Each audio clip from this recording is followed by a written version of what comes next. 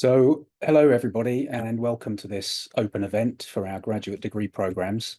I am Danny Alexander. I'm the head of the computer science department here at UCL.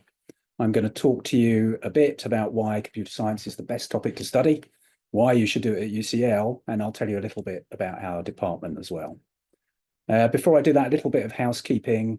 This session will last about an hour. It is being recorded, just so you're aware. If you want to ask questions, please use the Q&A function at the bottom of your screen rather than the chat. We have a range of different people with all sorts of knowledge about our programs who are monitoring the Q&A system and will reply to many of those questions through that system, although we'll probably save some for a live Q&A session at the end. They're not monitoring the chat, so please do use the Q&A. You can turn on real-time captions if you want to at the bottom if you want some subtitles. So here's an agenda of what we're going to talk about. I'll start with my bit, and then we have various other members of the team who are talking about different aspects of the admission process and life here at UCL and things to support our postgraduate degree programs. Next slide, please, Liz. So why study computer science? The reason is simple. This is the discipline that will define this century. It's still a very young field. It's really been around for less than an average human lifetime, as this sort of timeline of computer science I'm showing shows you. My parents were born before the first real computer appeared in the late 1940s, when they're still alive and well. But what amazing progress we've made since those first computers that occupied a whole room and had just a fraction of the power that we can now carry around in our pockets. Over just a few short decades, integrated circuit technology, which was initially developed for the Apollo space missions, allowed those room-sized computers to evolve rapidly towards compact personal computers that could be widely manufactured and sold into millions of homes. The internet first appeared in the early 1970s. This picture here is an early map of the internet, and every circle on here is actually an individual computer. Wouldn't be able to do that these days.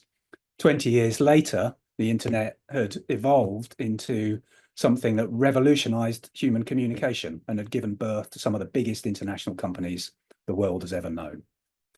The last decade, of course, has started to see the emergence of AI, which is now itself underpinning a new industrial revolution, as technologies like self-driving cars, large language models, and robotics are starting to become a real practical reality. But this is just the beginning. AI is going to continue to revolutionize the way we work, the way we learn, and the way we socialize our healthcare systems, finance, defense, the way we set the law, and even the way that we govern our countries. Forthcoming technologies, things like quantum computing, are going to open whole new vistas of possibility. But realizing the potential of these emerging capabilities demands all the core skills of computer science. Machine learning is a key technology for AI, of course, but delivering an AI system doesn't just require machine learning, it requires all the other topics: software engineering, human-computer interaction, network systems, information security, and domain-specific expertise. The same will be true of quantum technologies. Whichever master's programs you're interested in at UCL Computer Science, it will enable you to be part of this ongoing revolution. And our mission as a department is to do the fundamental research that enables these future applications and to design degree programs that produce the graduates who can realize them. Next slide, please, Liz. Why UCL? UCL has a unique culture set through values really laid down right from its beginnings. It was founded by the utilitarian philosopher Jeremy Bentham almost 200 years ago now. This picture on the right is Jeremy. His preserved body, or auto icon as he referred it to, still sits here at UCL. You can go and visit it in wherever it moves around, but you can go and visit it. Utilitarian philosophy is all about the idea of doing the greatest good for the greatest number. And along those lines, UCL was founded on the radical new idea at the time of university education for all. That went strongly against the restrictive entry requirements for the traditional universities in those days, which were pretty much that you had to be male and a member of the Church of England. UCL was the first to admit students regardless of race, religion, and gender.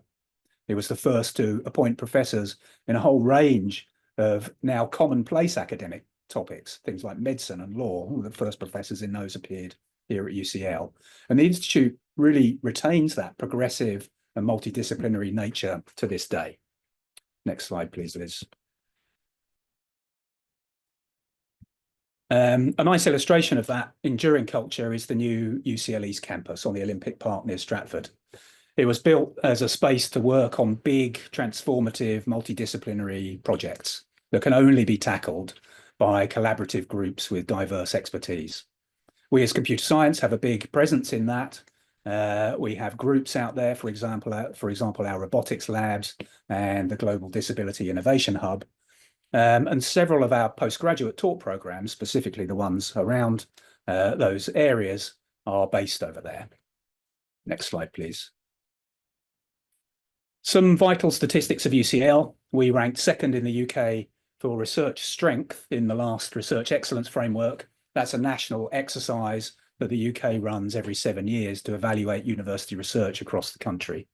And we're regularly in the top 10 of worldwide university rankings. What that means is that at UCL, you will be taught and have the opportunity to work with world-class experts in their topics at the top of their game. With almost 10,000 academic staff and over 50,000 students, we are the biggest campus university in the UK.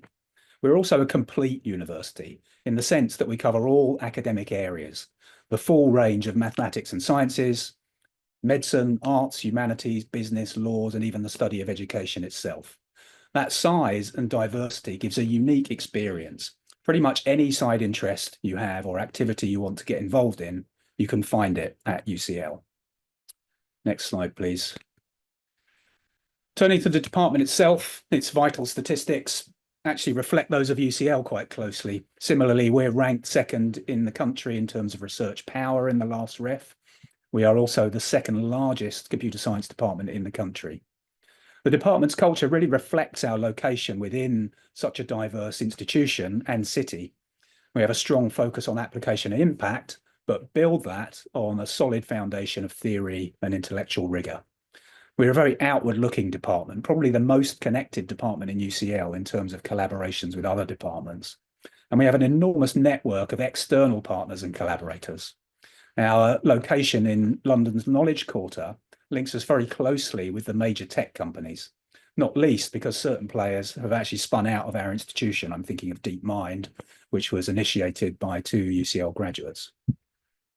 We also have extensive connections to a wide range of other organisations that enable us to contribute to impact across a whole range of areas.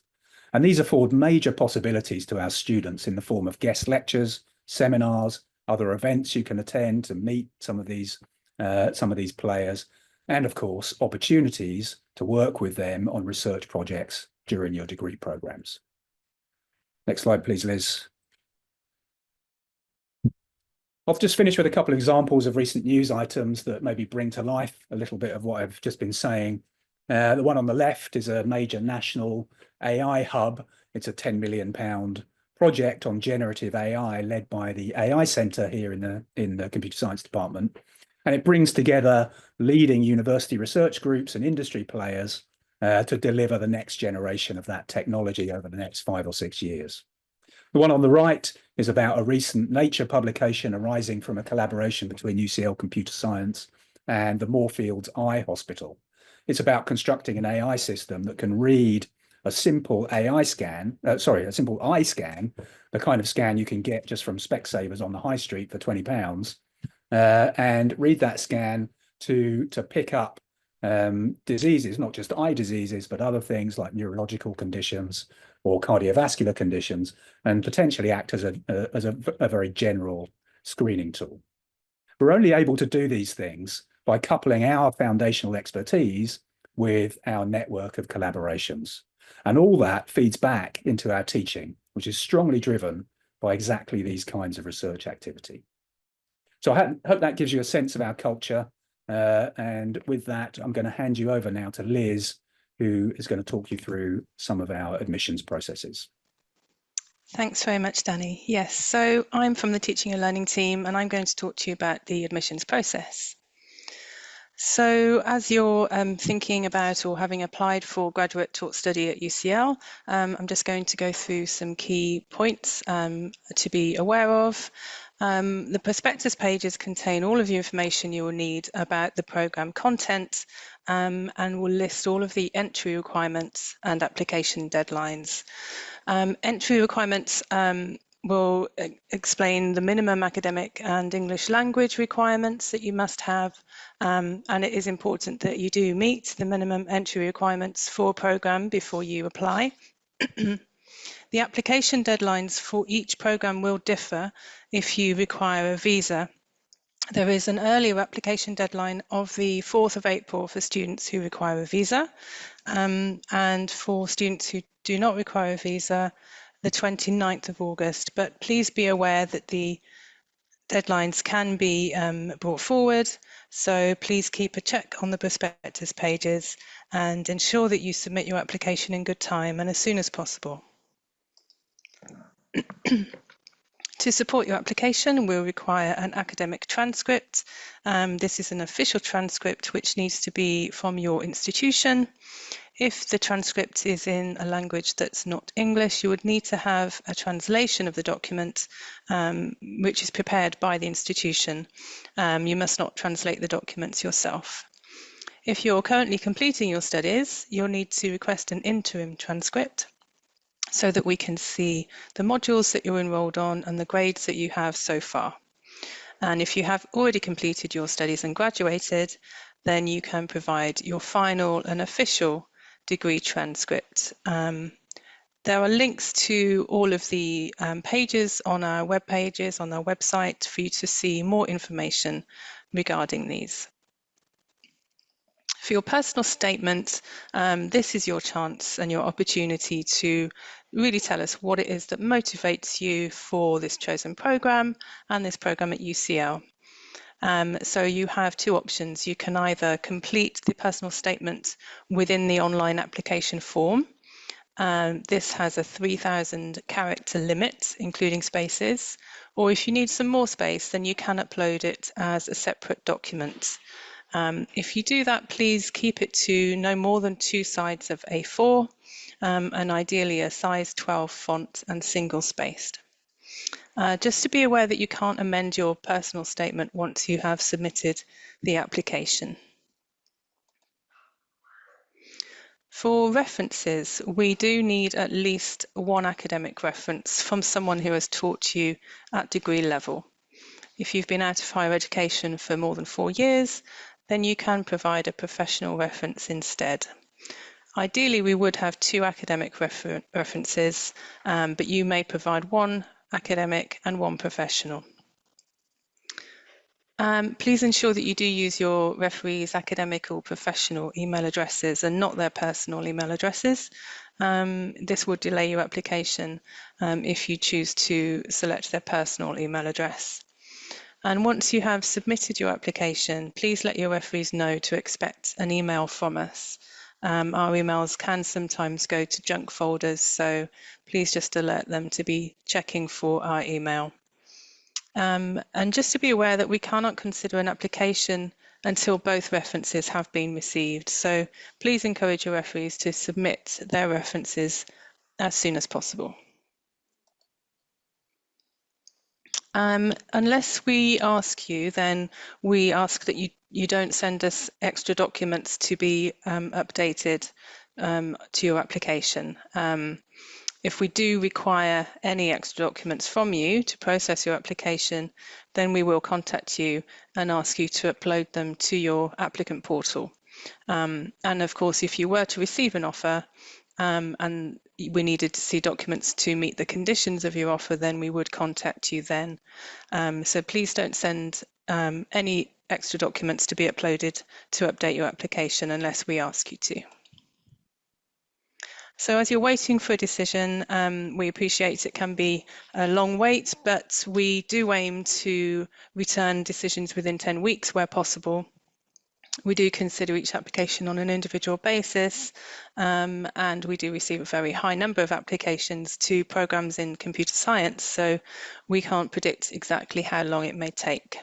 But we do kindly ask that you don't contact us until that 10 weeks is up. We will do our best to return the decisions as quickly as possible. So yes, we appreciate that the wait is a difficult wait. If you are successful and you do receive an offer, then your offer letter will be made available to you via your applicant portal, and you'll receive an email to notify you.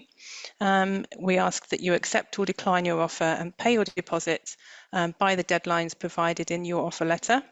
If your offer is conditional, then you'll need to provide documents to meet your offer. And we encourage you to provide these as soon as possible and no later than 4 weeks before the term starts.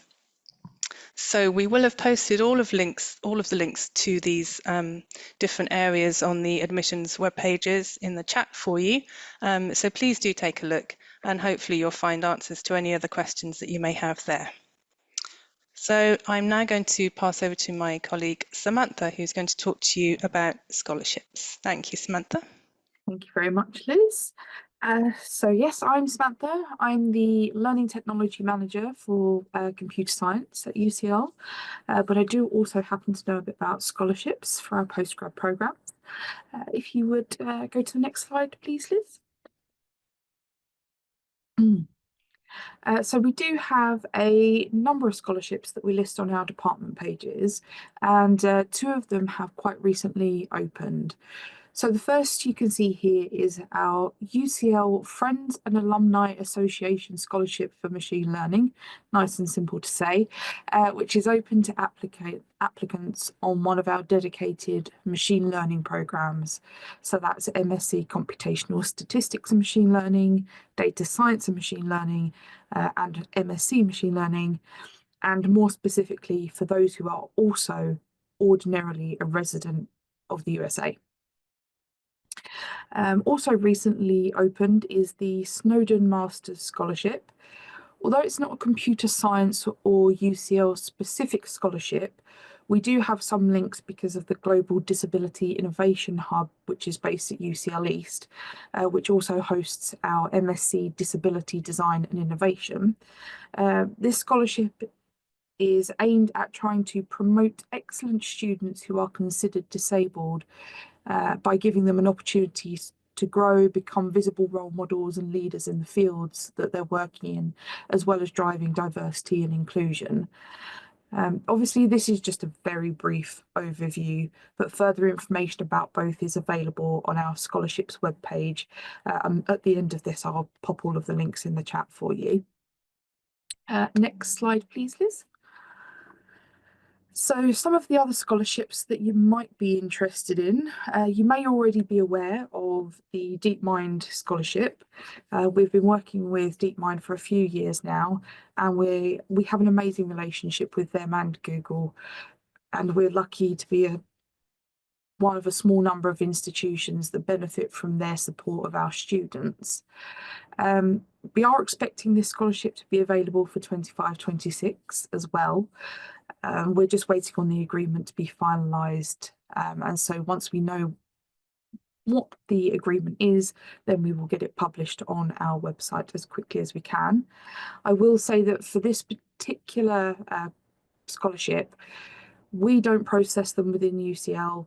They are applications for the scholarship is handled by a third party, and because of that, we don't necessarily know that you have applied.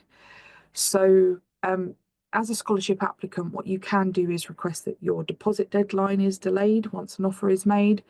So if you do apply for a scholarship, what I would suggest doing is contacting the graduate admissions team as soon as possible via their web form, and then they can look at sort of delaying that for you. One of the other scholarships, which is relatively new, is the India Excellence Scholarship. It came online for the first time last year, and this is aimed specifically at students who are permanently domiciled in India and is explicitly towards tuition fees. Next slide, please, Liz.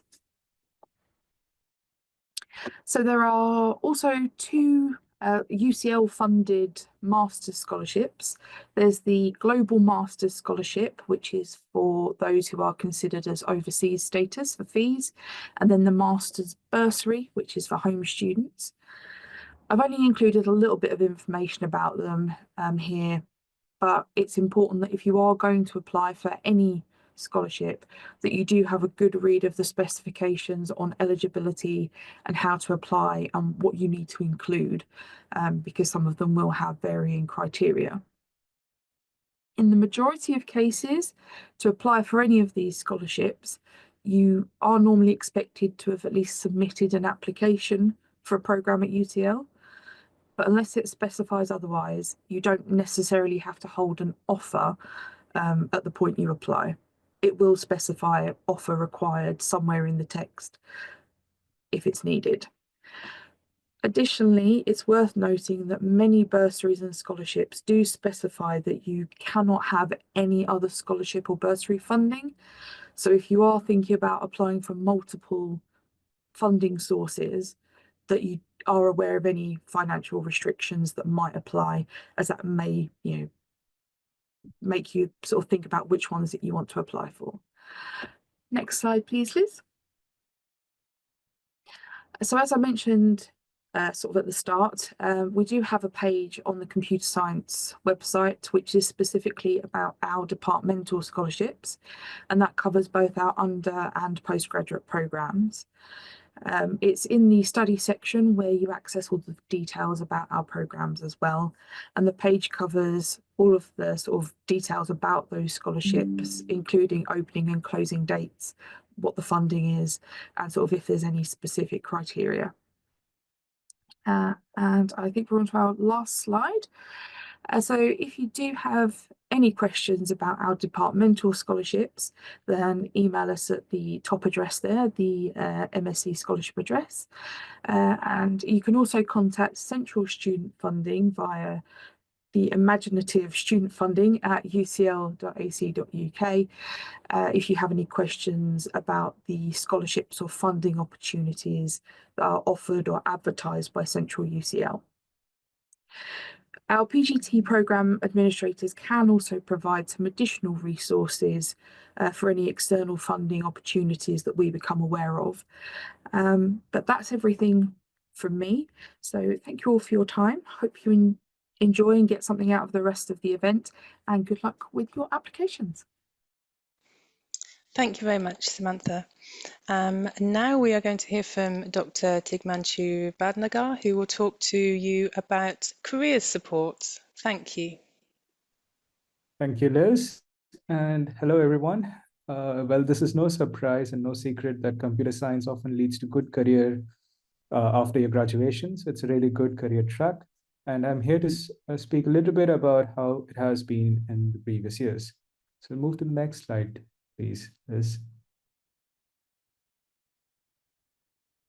So despite computer science being a really good place to actually start your education and build a career in, if you find yourself in doubt, there is an excellent team of experienced career professionals dedicated to help you in your future at UCL Careers. So they can support you with a diversity of events and workshops that can help you in preparing your CVs and for your interviews. There's also one-on-one guidance services to really think through about your careers together with you. And various different job listings and sort of internship opportunities are listed at UCL Careers. So once you get in, you have access to these services to build your career in computer science. Let's move to the next slide, please.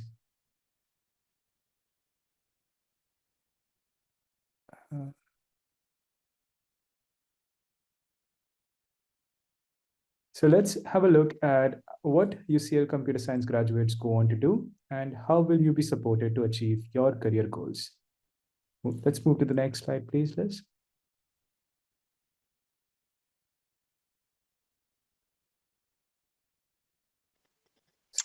Is that the slide you want?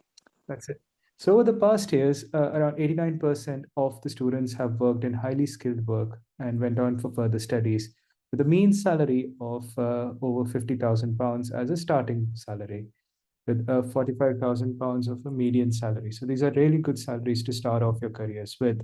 And most of them have been in these top three sectors of IT and technology, accountancy and financial services, and manufacturing. So let's move to the next slide, please. If you look at some of the job titles that UCL CS graduates go on to have, they become programmers and software development professionals, or IT business analysts, architects, and system designers in a diversity of industries.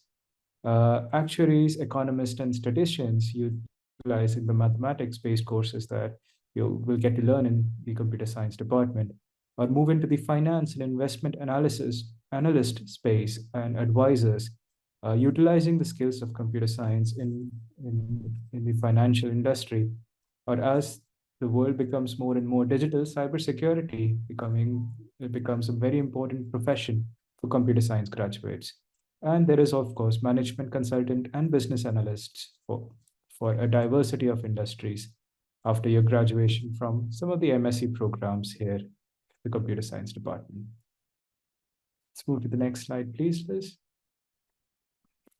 So if you look at some of the top employees that pick up computer science graduates from the university, we can see the likes of Deloitte and Huawei Technologies for core computer science competency, tech firms such as Amazon, and consultancy firms such as EY and PwC, whereas financial firms such as HSBC Bank, UBS Investment Bank, and JP Morgan, all picking up top graduates from the computer science department. Well, a proportion of those graduates also would like to develop a career in academia. So they join UCL once again, or find themselves pursuing a PhD in some of the top universities at different places in the world. Let's move to the next slide, please, Liz. Now, as part of your career's growth and as part of your education, computer science has got a very special role for a CS careers tutor, who is your one-on-one counselor when it comes to developing your thinking for your careers. So we have one-on-one drop-in sessions with the CS careers tutor that for this moment I am, where we can provide you with bespoke support based on your expectations and ideas for a career, and signpost you to relevant resources that would benefit for your thinking, that would be of benefit for your thinking, and connect you with both internal as well as internal stakeholders at UCL who can expand your reach and your growth as an engineer. We also host a diversity of career workshops. For instance, the one upcoming is on soft skills, and also some industry visits as part of your education so that you get a bit of an exposure as to how the industry actually works once you graduate from the programs. And let's move on to the last slide, Liz. And the support doesn't just stop professionally as the careers tutor, but we're very well connected with the CS Society. You can really make friends for life if you partake in it. There's lots of activities that the society runs, including guest talks and workshops, such as CV roasts, where you can really learn from your peers and other students in your program. So you can follow them on Instagram and keep an eye on their link tree for further updates. So all the best for your application, and I wish you a very successful future ahead. Thank you, Liz. And with that, I would conclude this part. Thank you very much, Tiggy. And now we'll hear from Dr. Carolyn Phelan, who will talk to you about the Industry Exchange Network. Thank you, Carolyn. Thank you, Liz. Thank you, Tigmanshu. Yes, next slide, please, Liz. Yes, so welcome everybody. I'm here to talk about UCL Industry Exchange Network, which is also often referred to as IXN. And the scheme is around 15 years old now, and it describes the idea at UCL where we're very keen on students working on practical problems from industry. as part of their studies. This was pioneered in the undergraduate, and it was expanded to the postgraduate masters a few years later. And if you're on a taught postgraduate course, you'll take part in what is called IXN Innovation. And the innovation idea is that you will be working on something that is original. And that is obviously one of the marks of doing postgraduate studies. So a third of the MSc marks for the taught programs are awarded for a final project. And as we say, the IXN program gives you the opportunity to do the project with an industrial partner on most of our MSc programs. It's worth mentioning here that although I've described this as a 3-month program over the summer, there are some programs that start their projects in January. So please do refer to the webpage for the program that you're actually interested in to confirm this. And also, we tend to find that the proportion of students varies between programs. You know, there tends to be potentially a different balance between the sort of number of students who are doing research programs and the number of research projects and the number of students who are doing industry projects. So again, if you have a specific question about your programs, then you can either have a look on the webpage or put a question and answer in the chat. Next slide, please, Liz. So if you were to be on one of the programs that takes part in the IXN program, then this is the sort of process that we'd be looking at. So the project topic would be defined by companies, and then it would be refined by our team. It would be triaged to make sure that it is suitable and appropriate for your program, both in terms of the subject and in terms of the level of challenge.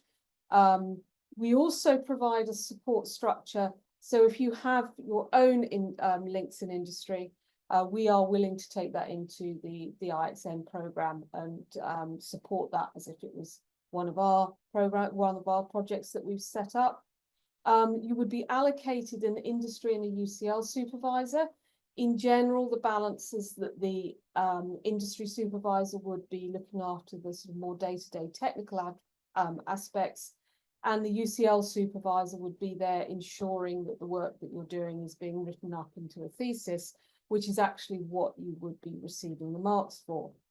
And at this stage, obviously, we're very proud of our IXN program, but I think it's also worth mentioning that it's not something that you have to do. It's not something that's a requirement.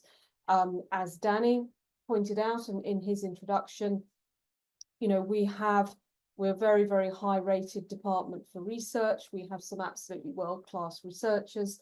And so we also offer the opportunity, if you want to do a research project, that you can do what we call research intensive projects with one of our academic staff.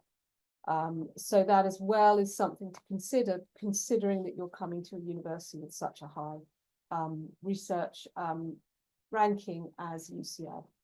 Next slide, please, Liz. So going back to our IXN program, this is some of the partners that we've worked with across the programs. You can see it's sort of a who's who of major companies. And also in addition to the ones that you will have heard of, the household names, it's also true that we're working with a lot of, you know, very sort of agile startups. It's a very exciting place to be in London. There's a lot of companies, tech companies being formed, and there's a lot of innovation going on in those companies. So it's, you know, we don't necessarily just place, you know, there aren't necessarily just opportunities with household names. There's also opportunities with, you know, with these sort of young agile companies as well. Next slide, please, Liz. So looking at the outcomes, and this is true actually for both the research intensive projects and the IXN projects, that what will you have produced at the end of your project? And the most important thing, because it's what you get awarded the marks for, is you will have produced a 50-page dissertation of your piece of work that is your own and shows what you have achieved over the summer. It may be the first time that you will have had the opportunity to work on a research project that's, you know, that long. So, you know, it's a really good opportunity for you to show off, you know, what you've learned during the program. There's also some pictures here which shows you some of the students. These were on the finance programs doing presentations to academics and to industry representatives. So you also have the opportunity to really show off your work in person as well. And the other thing is that some of the IXM projects can lead to hiring opportunities. So we do have the case that there have been some students that have been hired straight out of the projects. So that really comes to the end of the IXN. And if you've got any questions, do put them on the chat or on the Q&A session rather. And I'll hand back to Liz now. Thank you. Thanks very much, Carolyn. So now we will hear from one of our alumni. Well, we're going to hear from two alumni. The first is Jingting. Thank you, Jingting. Thank you, Liz. Let's go directly to the second slide, please. Thank you. So a very brief introduction to myself. My name is Jingting. I'm originally from China, and I studied the computational finance degree at UCL. And now I'm working full-time in the finance industry. So today I'm going to share my study experience for this program and also how the master program helped me get a job. And my focus and my sharing will focus more on like finding a job after graduation instead of pursuing for the PhD, this kind of higher degree. Okay, so next slide, please. So in terms of my background, I did both my bachelor's and master's at UCL. My bachelor is computer science between 2018 and 21.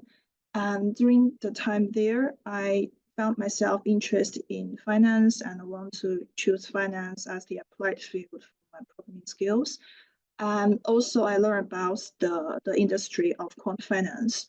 So then I decided to do a master to enter into the industry. So I applied for the computational finance degree. So that is the chain of reasons. And during the master's, I learned all the essential knowledge for the financial engineering and also wrote my dissertation during my summer internship at Nomura. And this project is an excellent project that Caroline just shared. And after I graduated from the master, I directly start working. So I first did an internship at Goldman Sachs, and the focus was on the equity execution research. Then I started a full-time job at Nomura, focusing on the same area. And after 1 year, I rejoined Goldman Sachs, and now I'm a full-time quant strategist, focusing on the systematic trading strategies for Figma Pro. So this is a very brief timeline for my past 6 or 7 years. Next slide, please. So in terms of my own experience here at UCL, the first comment I would like to say is the high quality of teaching. So the computational finance program, that one consists of core modules and optional modules. For core modules, it's 50% of math and 50% of coding. And it covered all the essential knowledge you will need for a quant. For example, the stochastic calculus, the probability theory, and some popular programming languages like Python and C++, and also the basics for machine learning. That's for the core modules. And for the optional modules, the program provides us a wide range of options. So you can choose whatever combinations based on what specialisms you want to develop. Say if you want to develop blockchain, or if you want to do more on pricing, or if you're more interested in a bit higher frequency trading, like the market map structure. So the syllabus is there, and you can pick up whatever you want. And I would say whatever module you choose, the contents are well constructed, and the knowledge are aligned with the industry. So for example, I chose the market microstructure module. And later on, when I started my internship, I found many concepts I encountered at work were covered by the module. And apart from teaching, I would also like to say this program supported me a lot in terms of my career development. One simple fact is that UCL is one of the target schools for most of the employers.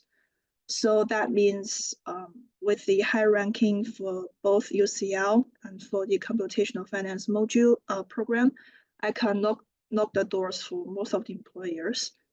So I have a higher chance of receiving an interview. And apart from the ranking, the department itself also provides support for the career surveys. For example, some lecturers will invite external speakers or alumni to take lectures for us and also share with us the most up-to-date knowledge in the industry. And we also have this industry exchange network project where you can work with a company to apply your knowledge. And we also have a career center at UCL.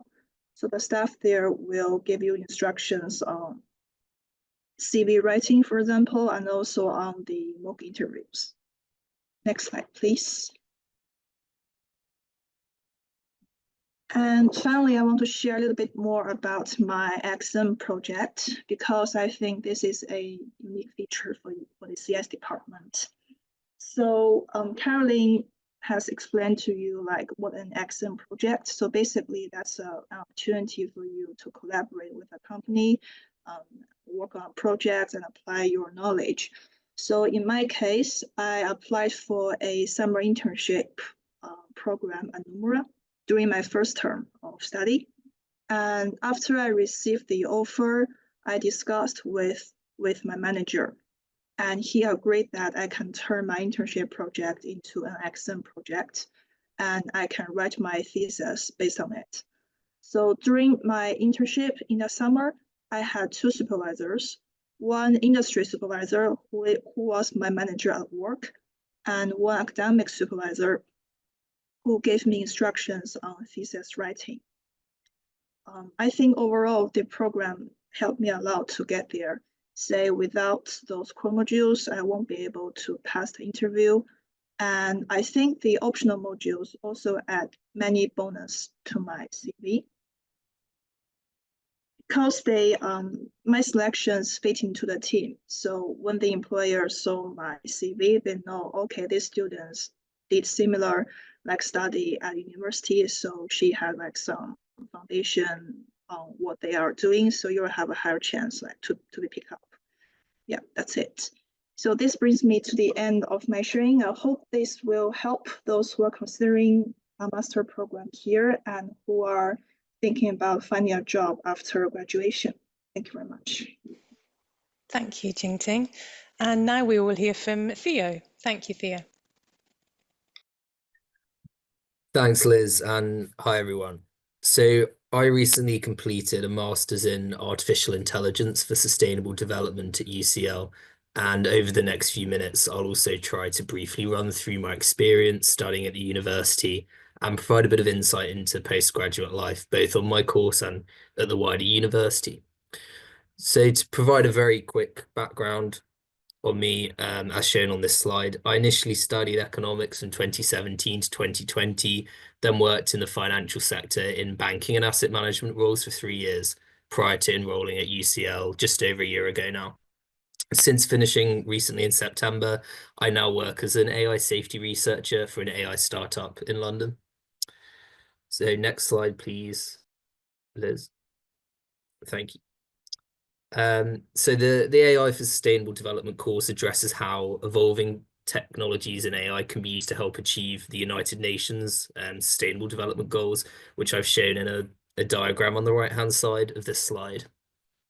A big advantage from studying the subject at UCL is that the courses are delivered by experts who consistently publish research at the forefront of their field and are closely connected to institutions involved in the practical as well as theoretical application of these ideas. So for instance, the lecturers on my course worked closely with bodies such as UNESCO, as part of their research. As a result, I found the course, which I think is typical of other computer science postgraduate study at UCL, has a really good balance between the study of rigorous theoretical content and practical application. So this was reflected in the volume and makeup of our coursework assignments, which are designed to mirror the type of work you perform in industry in roles such as data science or as an AI scientist. So we had 13 assignments in total across our first 2 terms, and 85% of these had a major programming component. This hands-on approach allowed us to move through the content quickly, and by the end of the first term, we were building and experimenting with state-of-the-art AI models, such as transformer-based architectures, which underpin LLMs and the likes of GPT, showing how the course is able to keep up with evolving technologies in this day and age. And another advantage of postgraduate study at UCL, as alluded to by some of the other speakers, is the quality of summer projects, with the structure varying by course.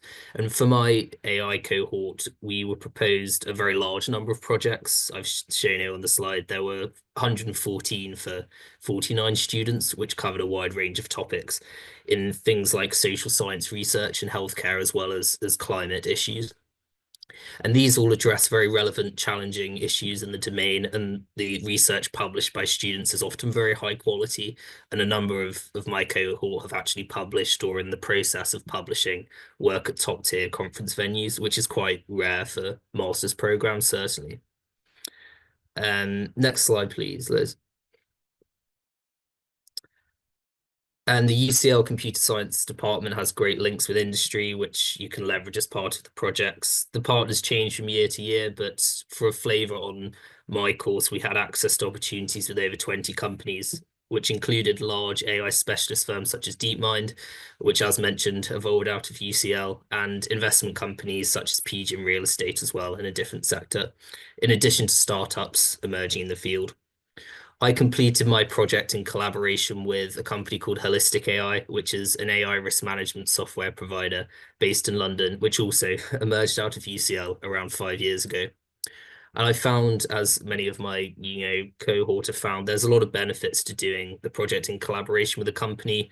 You can see how your work helps generate commercial value for a business, and to gain experience and develop industry connections that boost employability. And as mentioned before, I now work at Holistic AI full-time as an AI safety researcher.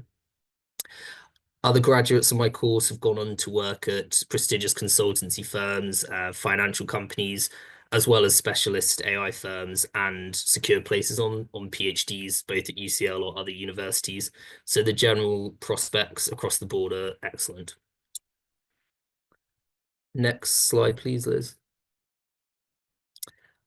So the final thing I'll sort of address is to do with wider student life at the university. And my experience at UCL was fantastic, and probably the highlight being getting to know the students on my course. They came from an incredibly diverse set of backgrounds, perspectives. There were 15 plus countries represented, no more than a few students per country. Some had come straight from undergraduate courses, other from working in industry. So each person was able to bring their own perspective to the classroom, and the learning experience was greatly enhanced as a result. I found there was a real general culture of collaborative work and maintaining a strong work-life balance, which helps you make friends for life when studying at the university. And something very unique to UCL is the wide array of extracurricular activities available through clubs and societies, for example. At my last count, there were 401 across the university, catering to a wide range of interests, both academic, non-academic.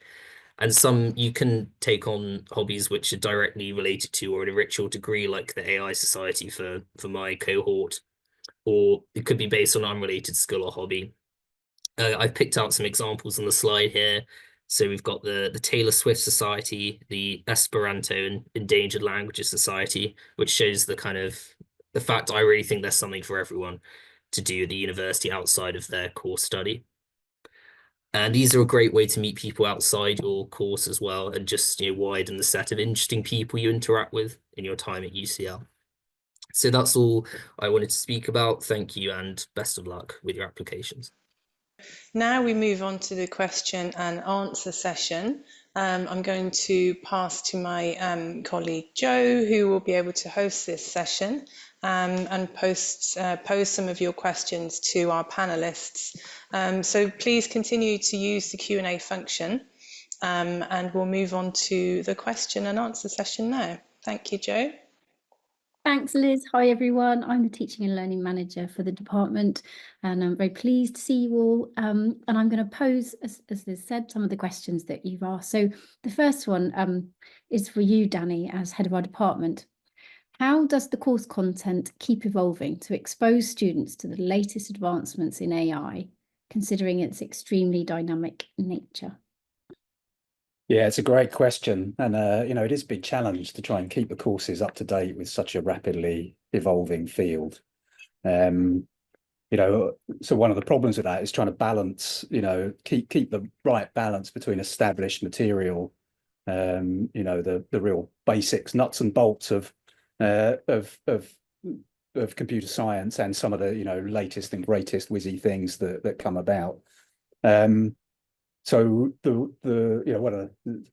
lot of the latest things, sometimes they seem amazing for a year or two and then they completely disappear. So, trying to strike that balance can be very difficult. But what we encourage all of our module leads to do is to make sure that there's each of the modules has a kind of the latest advances in X kind of period, usually towards the end of that lecture series. And that can be very flexible to allow them then to bring in, some of the latest research that's appeared in the cutting edge conferences, say over the last couple of years. Some courses also have a dedicated module which is a bit more general and talks about advances in a particular topic. Specifically, not all of them have that. Specifically, the machine learning MSCs have the machine learning seminars series, which brings in particular speakers to talk about the latest topics. So they all have their mechanisms for doing that. But yeah, and we sort of review the content regularly to try and strike that balance between established material, latest and greatest stuff. I hope that's useful. I don't know if maybe Dimitri or Petri wants to add anything to that. Yeah, maybe I just want to say a few words on in ML programs. We just have a dedicated module called ML Seminar, which sort of aims at discussing the most up to current research and where students in groups study papers which are very recent. So yeah, and otherwise it is what Danny said.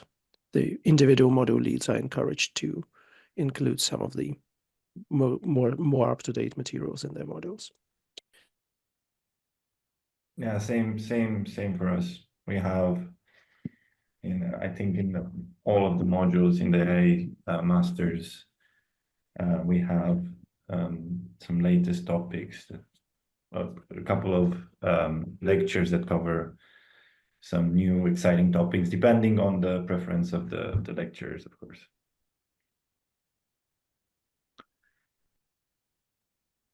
Great, thank you. Maybe I could ask some program directors to respond to this. So what qualities, skills or experience do you look for in applicants, especially those from other countries when they apply for an AI and ML courses? Dimitri, could I start with you then, given ML is one of the... Yeah, I guess the two main things that we always you will need for successful study in our ML programs are some programming background, some coding skills, because these are very compressed programs and will not have a chance to teach you some coding, and then some reasonable maths background in terms of maths for ML. If you are in doubt, Mark Dysenroth's book on mathematics for machine learning is a very good indication of what might be a good things to brush up before coming. Thank you. Could I ask the same question of our finance program colleagues then? So Guido, perhaps this is something you could answer for the four finance programs we have.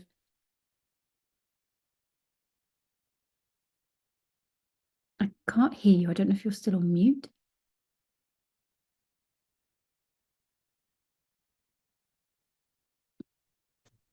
Hello, I'm also happy to intervene if that's okay. Yes, please. Thank you. Yes. So I'm Paolo Barucca. I'm a mission tutor for emerging digital technologies as part of the kind of 4 financial masters that we offer.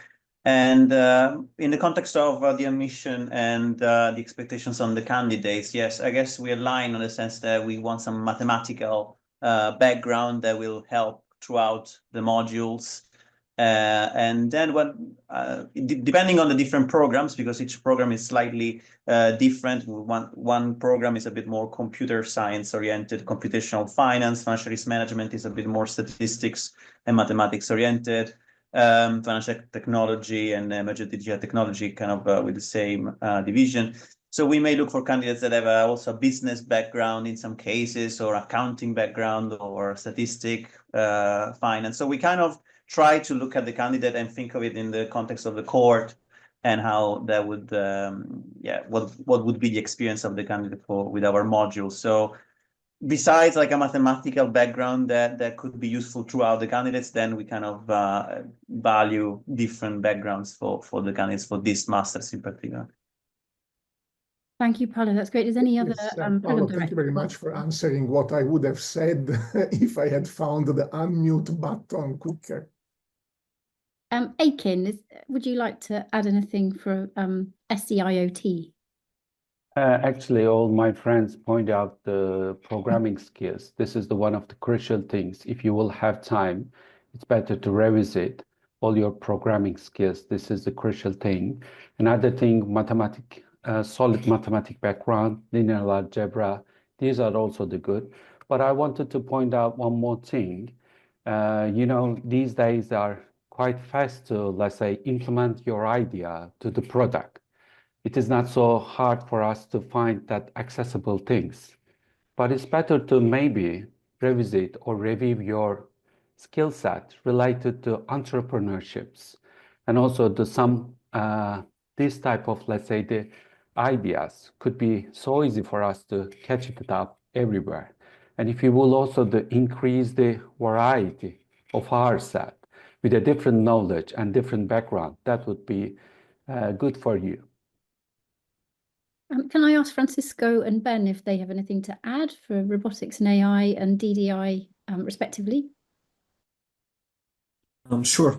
I mean, for robotics, we also value expressed interest specifically in robotics, obviously, and demonstrating that in your CV in some way and in your motivation letter, that will definitely be valued. Yeah, I think for DDI, yeah, examples of creativity and design, and this could be drawing from a number of areas, not just disability, which we focus on, but design practices more generally. Yeah, I think that would be good. Thanks. Thank you. Next question. We've had a few queries in the Q&A about transferring programs or sort of changing your interests once you kind of enroll on your program. I'm going to invite my colleague Samantha to give us a little bit more information about this and how you can transfer programs and how you can kind of follow your path of interest. Fiona very kindly responded with regards to sort of module level sort of transfers. So it is possible within a program to transfer between modules of your choice, but you know, as you mentioned, timetables and you know whether or not there's still spaces will be a factor there. Sort of the question that did come up was sort of whether or not there was any flexibility if you get an offer for computer science MSc. So I mean that could be taken as two ways. So if we're talking about the actual computer science MSc, which is sort of our generalist program, sort of you are sort of limited to the options within the program. Because of the fact it's a generalist program, it really means that you're sort of probably don't necessarily have the sort of level of mathematics or the right background for some of our more specialist programs. If you actually are applying for one of the advanced programs, there tends to be a bit more opportunity, potentially, depending on sort of whether or not there are spaces available, and that's reflected in the modules that those programs do. But it will normally be within the group of programs. So for instance, with the machine learning programs, it's typically within those 3 programs that you might have an opportunity, depending on sort of what your application looked like overall. With these things, it is always very much, are there spaces available, and sort of whether or not you are also able to meet the prerequisites of the modules that those programs offer. So typically, you're not able to transfer necessarily between sort of 2 different groups of programs. That's brilliant, thank you. I'm afraid that means we need to draw our Q&A part to a close. Thank you all so much for all your questions, and to the panel for answering everything so carefully. So Liz, if I could ask you to share the slides again, and we'll just run through the last little bits. So we have an in-person open day this Saturday at our Bloomsbury campus. So thoroughly welcome everybody to come to that, and you can speak more to our academics and our administrators and get a sense of what our campus is like at Bloomsbury. So there's a QR code there if you would like to scan that and find out more. Our head of department is speaking at 12, so you can come and hear more about the department from him. There we are, there's the slide. Thank you, Liz, that's brilliant. So just leave that for a few moments so that you can scan the QR code if you need it. We also have an open day at UCL East, which is our wonderful new campus at Stratford. Liz, if you could go to the next slide, thank you. So that's on the 12th of Feb in the evening. So this is where our robotics and AI, disability design and innovation, and systems engineering for the Internet of Things programs live. So there'll be demonstrations and campus tours. Please take a shot of that QR code as well. So the next slide, please, Liz. You can stay in touch with us through all the ways you would expect: LinkedIn, YouTube, Instagram, X, Facebook, and here are all our links. And then finally, on the last slide, if we could ask you to tell us how you found this experience and whether this event was useful for you today. We always want to improve it and make it as useful as possible for our potential applicants. So that leaves me to hand over to Danny to draw our event to a close. Yeah, so just to say thanks again for coming.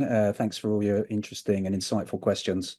Be great to see you at the in-person event if you want to learn more, and we look forward to receiving your applications and hopefully seeing you in the next academic year. Thanks, everybody.